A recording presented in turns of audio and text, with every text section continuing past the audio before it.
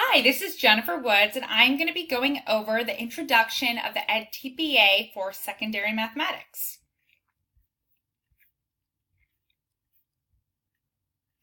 So the EdTPA is a performance-based assessment to measure the readiness of a student teacher in secondary math.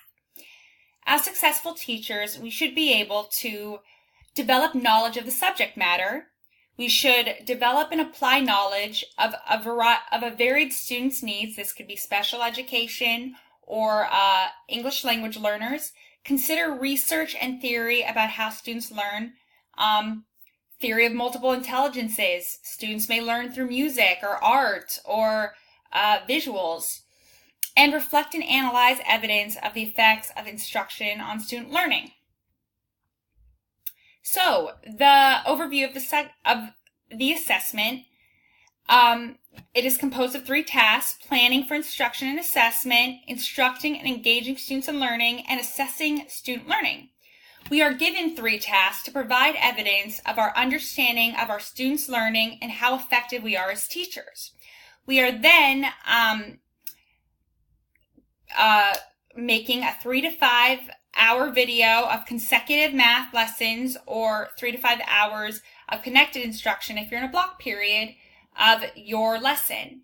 And your segments should include learning tasks that give students the opportunity to develop conceptual understanding, such as not just knowing the surface area formula of a 3-dimensional figure, but knowing how and why you're computing that formula.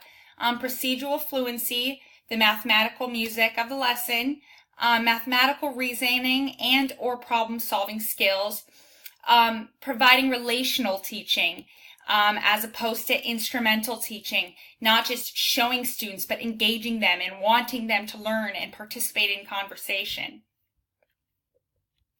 And then this is kind of a picture of the overview of all the tasks and everything that I covered, just planning, instruction, and assessment. We are then giving evidence of our lesson, the artifacts, the papers that we used, the projects we created, and commentary, how students were affected by this. What did students like? What did they not grasp on? I'm then going to go over to the glossary, because I found a lot of things very interesting in there. So they really focus on language here, and language is so important in math because the math language is so different than your normal English language. We have so many words that are equivalent, but they're not the same. Like the mean, finding the average. It's not a person being mean. Or an imaginary number. That isn't a number that's invisible. It's a number that just cannot be found on our normal number line. In addition, I also noticed they really touch upon cultural and community. I think that's so important because where you're teaching, you don't know what type of students, what type of background they come from, and I think it's so important as a teacher to be able to go out and get that funds of knowledge and be able to know where these students are coming from and be able to connect their background with the math you're teaching or whatever you're teaching. So that's it, and I'm so excited to student teach.